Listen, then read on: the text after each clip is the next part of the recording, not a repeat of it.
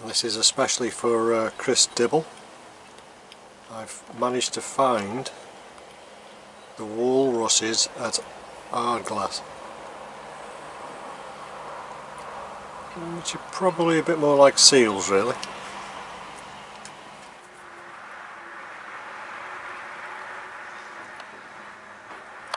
They're so famous, there's even a photo of them inside Ardglass Marina. As we were exploring Ardglass, we came across the sector light, which helps vessels into Fenwick Cove during darkness. It was quite a big structure, more like a lighthouse really. We found a really nice ice cream shop and couldn't resist the raspberry ripple and mint choc chip.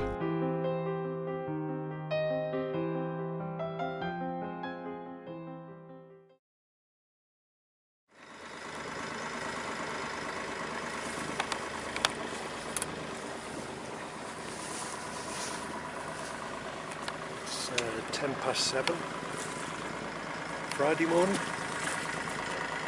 Just leaving Ardglass at low tide on a spring tide, and it is low. We've got 1.6 metres on the depth sounder and we draw 1.5. We're just scraping out. In fact, as we followed the channel to starboard, we did briefly go aground very near to the Cardinal Buoy.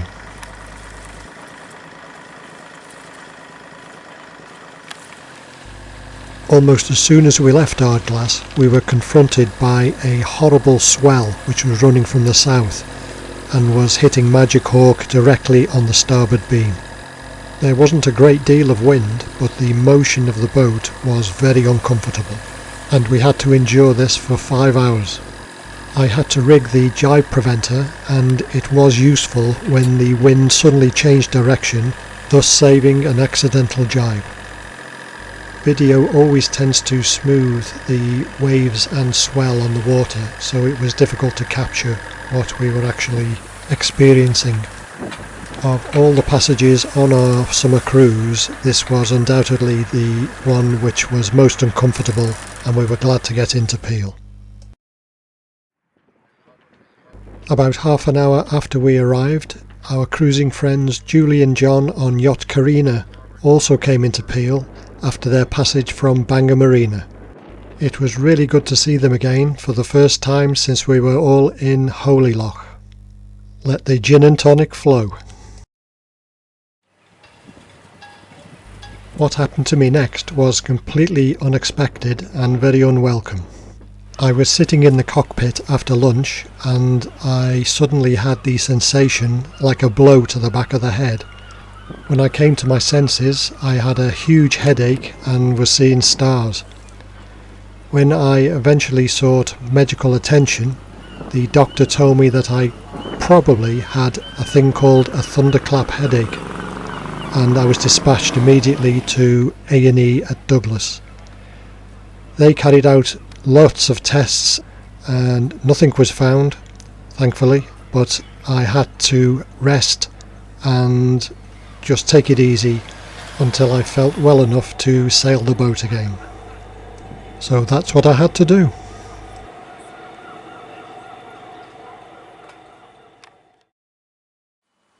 We paid a visit to the Lease Museum in Peel, which had a special exhibition of motorcycles in the basement. First though, we walked around the main hall in the museum and had a look at all the maritime history of Peel and that of the Isle of Man. Some of the things were quite remarkable, like floats for fishing nets used to be made out of dog skin, believe it or not. I don't think that would go down very well now. I have a couple of friends and family who would have really enjoyed this display of motorcycles. The ones on the right hand side here were mainly connected with the TT racing, and some were built and ridden by local riders on the Isle of Man. There were many manufacturers' bikes on display, for example Suzuki, Ducati, Triumph, Norton, Honda, Really interesting to see. On the opposite side were many vintage bikes and bikes which I describe as more ordinary road bikes, and some which I recognise from the 70s and 80s, like the Suzukis and Kawasaki's and BMWs. The gentleman looking after the display was really knowledgeable and gave us lots of information. The Lease Museum was a really interesting place to visit. This is our third visit to Peel, and it's a destination we absolutely love. Quaint houses together with quite quirky things like a library and a telephone box. Even though Peel is a town, it does have a cathedral. There's a good walk which follows the old railway line, and there are carvings of mythological creatures on the way. And of course we had a special meal out at the Jade Harbour Chinese restaurant.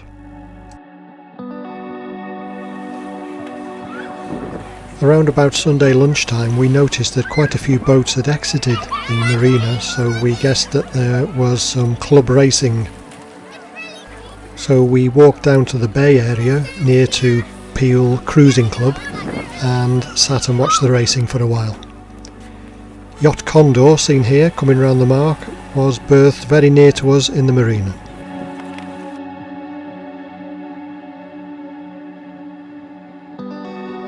I was starting to feel a lot better after my medical exploits, so we went for a walk up Peel Hill, which overlooks the harbour and marina. There was a yacht waiting to come in, so I managed to capture the bridge swing and his movement into the harbour area. There was a clear view of Corrins Tower, which is a really good landmark if you are coming up the coast of the Isle of Man from Calf Sound. The view of the town from the top was really spectacular.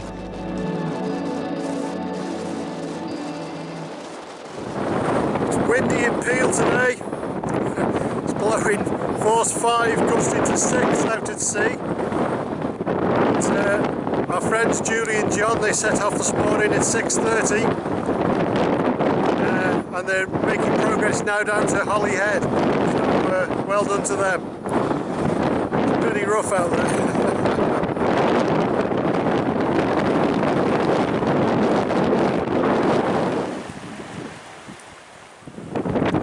Conditions in the bay just beyond the breakwater were pretty lively. The swell that was hitting the breakwater and reflecting back off it was at least 3 to 4 metres from trough to peak. Scary stuff.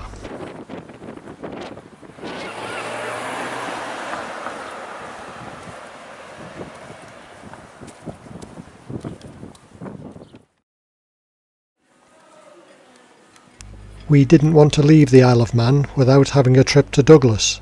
It was a nice day, so we hopped on the bus. The first unusual thing you spot in Douglas Bay is the Tower of Refuge on St Mary's Isle. It was built there literally to save shipwrecked sailors who quite often hit the reef. The Bee Gees are always associated with Australia, but of course they were born in the Isle of Man. While we were walking along the prom, we spotted the steam packet company's fast catamaran called Manannan leaving Douglas Harbour, and it was bound for Liverpool. And of course we had to go and have a look at Douglas Marina. It was a very pleasant day out.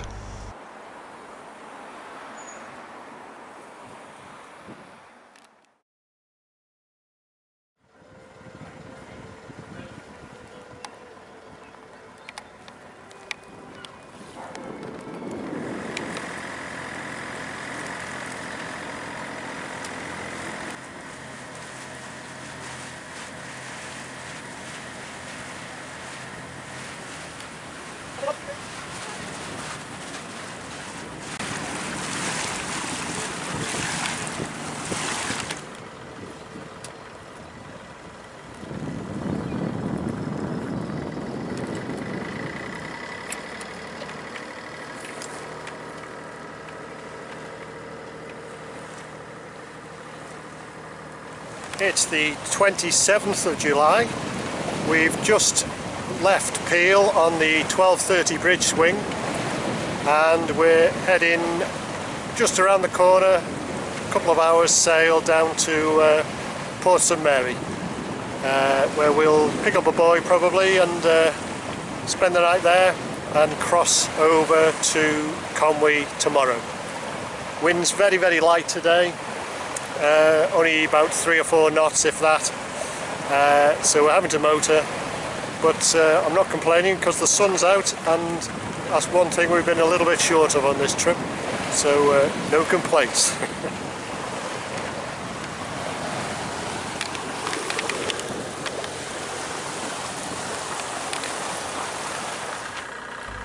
Slack water at Calf Sound was around about 3:20 in the afternoon, so we had plenty of time to get down there, and we decided to go into Port Erin just to kill some time really before the slack water period. It was actually quite busy and all of the visitors' moorings were taken, so we couldn't pick one up, so we slowly made our way back out to sea. While we were in Peel, we met another couple who had bought a westerly Seahawk from Largs in Scotland and were sailing her back down to Anglesey in North Wales. The yacht was called Indecisive and belonged to husband and wife Graham and Noreen. When we passed through Calf Sound, it was exactly at slack water, so it was plain sailing.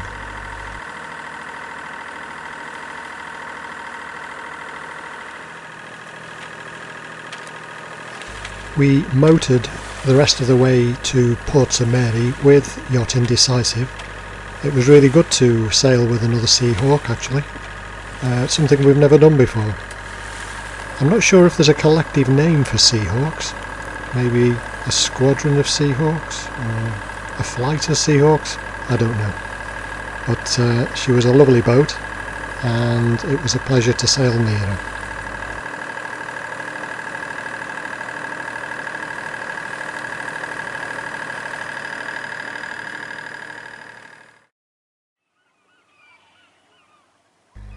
As predicted, we picked up a mooring in Port St Mary Harbour.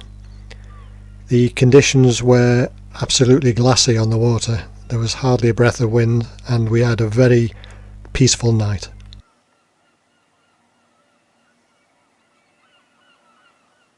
We thought that we had sailed quite a few miles this summer, but hats off to Yacht Confidence, who was registered in Brisbane, Australia. Good on you, mate.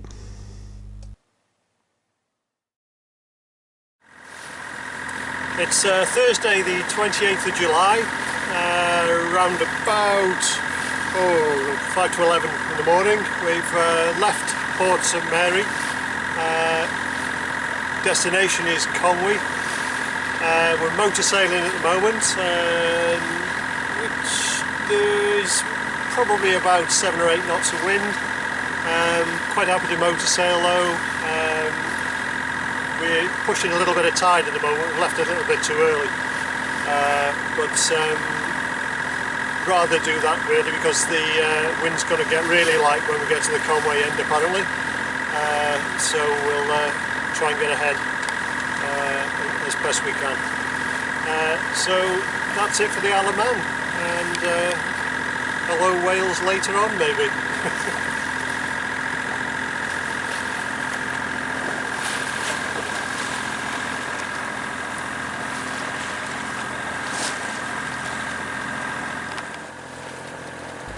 We started to see some commercial traffic as we got offshore from the Isle of Man, and this trend continued for the whole crossing.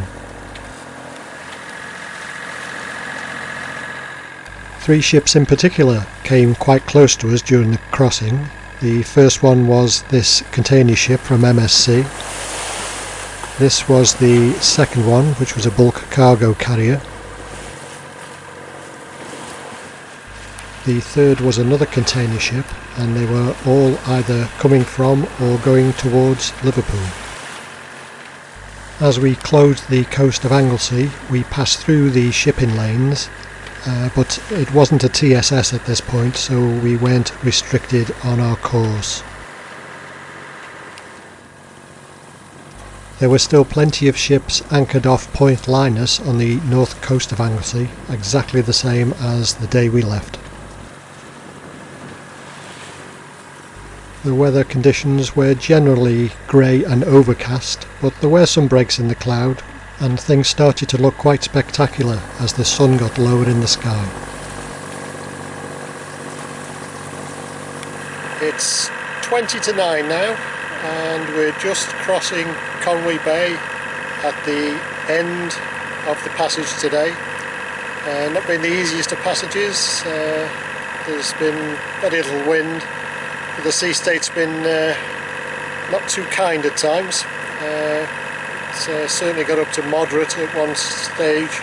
We were slamming into the waves, which were coming absolutely on the nose. So in the end I had to change course a bit to point us a bit more at Anglesey really than Conway, until we reached the stage where the tide turned, and it's been plain sailing since then. So that's roughly the end of our little adventure. We're coming back to Conway now for the first time since the end of May, beginning of June. So there we go.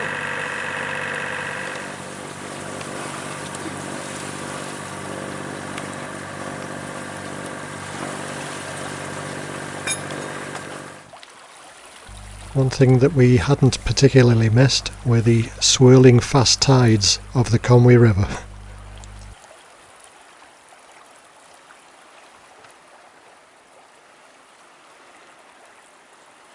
Well, this is what being away for 2 months does to your mooring straps. They're absolutely disgusting.